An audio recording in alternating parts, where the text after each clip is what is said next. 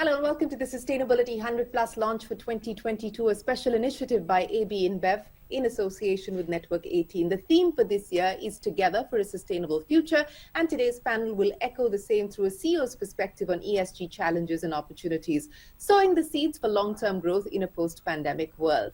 As governments and industries accelerate the shift towards a net zero economy, it's become even more important for businesses to embrace innovation and sustainability, open up new growth opportunities, and stay relevant in the new low-carbon economy. The pandemic has shown that human health and environmental integrity are intertwined. A transition to a sustainable society and economy is necessary to protect human health. To build back better, society and governments must reflect on what to do differently and what to stop doing altogether. The panel today will deliberate on exactly that. What are the new challenges? What are the new opportunities? Are growth and sustainability possible together? Joining us today are Dipali Goenka, MD and CEO of Wellspun, Shiv Shivakumar, the Group President at the Aditya Birla Group, Deepak Bagla, MD and CEO of Invest India, Rampraveen Swaminathan, MD at Mahindra Logistics. Gentlemen and Dipali, many thanks for joining us here on the program. Deepak Bagla, let me start by talking to you about India's commitment to decarbonization. 2070 is what we are, of course, targeting. That is the commitment made. But there are pulls and pressures in terms of ensuring energy security, ensuring access, the cost of the transition involved. Take me through specifically what you believe the near-term challenges are, also more importantly, the opportunities that we must prioritize. Thank you, Shireen, and it's good to have everyone on board today. Very interesting subject, and as you realize, it's an imperative. It's no longer a choice. And what has happened by this virus, which has impacted us in the past 24 months, we realize that this is something now center of the universe for everyone and their thought. But let me add a few thoughts to this one. One is we know we are the fastest growing large economy on the planet. But what's interesting with that is that I think what you're going to be witnessing within the Indian context is the first green industrial revolution in the history of economic history of the world. And I think that is going to be an interesting imperative.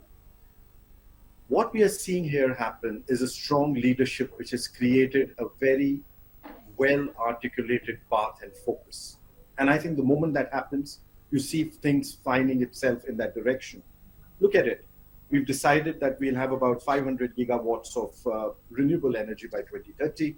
That means 50% of our entire power requirement is going to be coming from that side. And apart from that, let's look at it even now. If we look at our track record, we're probably the only one in the G20 which has been able to keep up to the milestones and the timelines which had to be created. So if you look at it from that entire context, you see that India is probably playing its role and maybe even beyond to help in this entire effort.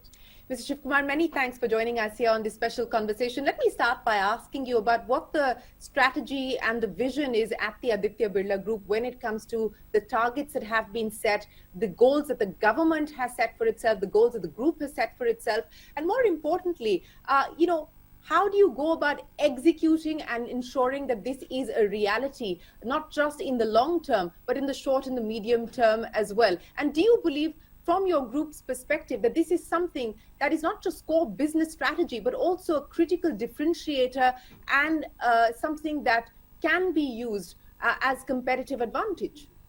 Yeah, thank you, Shireen, for that question, and thank you for having me on the show. The first thing is that this whole issue of ESG is an irreversible journey. I think there are some things which are irreversible for society, for corporations, for regulators, for investors, and ESG is one of them. If you just look at the sheer scale of what we need to achieve, current technologies will only take us about 60-65% of the journey. So we still need new technologies to bridge the 1/3 of the journey which we need to go in for. I think getting to net zero in the whole chain is absolutely critical. And I think all companies are cognizant of this. I think every company is making an effort. I think some of our companies have done an outstanding job, whether it's Ultratech or Hindalco, to be rated as the best in their particular sector or industry. So the way people will judge the development of the ESG agenda is, are these people the best in the world, or is this company the best in its sector? I think each and every company will try to be the best in its sector before it becomes best in the world or best in any standard. That's what I would say in response to your question. since it's a fairly ambitious target, 2040, that the Mahindra Group has set, take me through the ecosystem that you're building to ensure that you do get there, not just within the group, but also external stakeholders that you're collaborating and partnering with. Yeah, so I think I'll probably speak a little bit more specifically about Mahindra Logistics. So for us, I think clearly, we've as a logistics company, the transportation ecosystem is probably the most important one, right?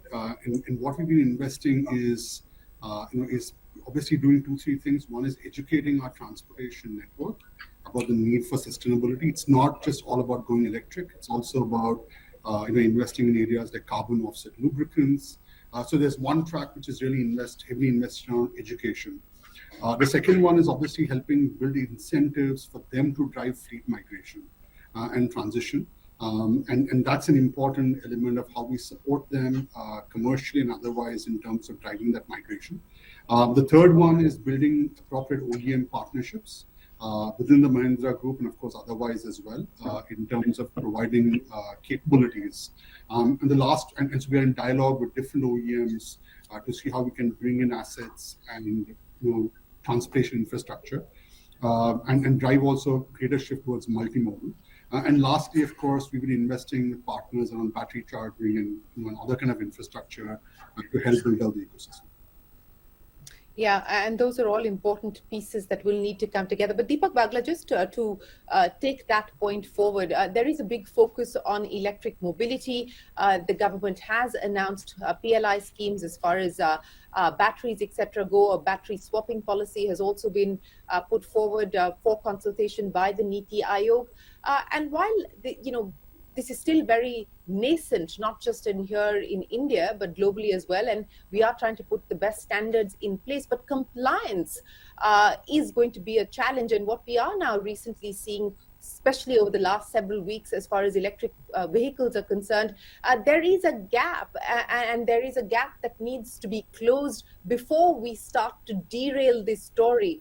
So what are your concerns, for instance, as we make this transition, of what the safeguards need to be, and how do we ensure that standards that have been put in place are actually complied with? One of the interesting things about India, Shireen, is that we are known for leapfrogging. And I think we've done it very well. And one of the critical elements of that is that if you look at any society across the globe, India scores right up there, both in terms of its ability to adopt to technology and to adapt to technology. And you bring in both together, that's what shows the momentum and the acceleration which is happening in India. Now, obviously, you said it's at a nascent stage. It is. I think this is a story which is just beginning, but it is a story which is going to move around the inflection point very quickly. And we are already seeing signs of it within the Indian context when you're looking at it. You see, the challenge today is, it's like trying to hold a falling knife. I mean, the technology is moving so fast that creating a business model around it becomes more of a challenge. And that's where a challenge is larger for the industry than for us. But the good part is that now we have an ecosystem creation and a focus on the ability to make it happen. And that is where I take you back to the entire startup and the innovation movement in India, which is trying to help this entire ecosystem move towards that in a faster manner. Now, obviously, when there is transition, there will be challenges. Yeah. There is a new to be adopted. There is a large number of elements which are moving parts which need to be brought in together. But I think the good thing is that we've been able to showcase that we have the ability to do that. And we have the perseverance and the ability of an entire set of community and people which are willing to adopt to it. So that is what, to my mind, is going to be able to take us on to the next frontier very quickly. So who's driving the sustainability agenda? Is it the top leadership, the CEO, the corner office that needs to draw up the vision and the roadmap? Who do you involve as stakeholders, as participants, as collaborators? Take me through what your own experience has been. So it is definitely the business leaders and CEO. They have a primary role to take such decisions and also influence the whole operations and the teams. And then they need to align the board and the shareholders about the new roadmap. So definitely the CEO or the business leader. That is good to hear, Ram. Let me end by asking you.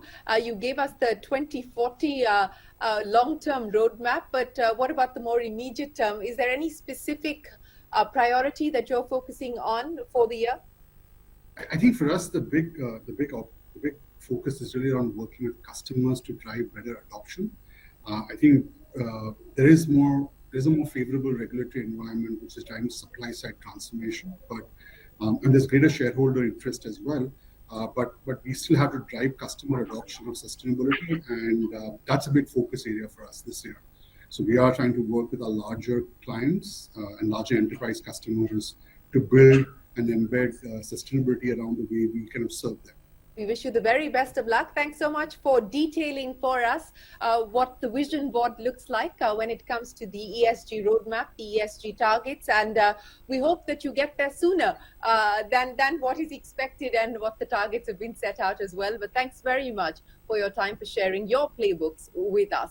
We will take a break. There's a lot more coming up. Don't go anywhere. We're back in a minute.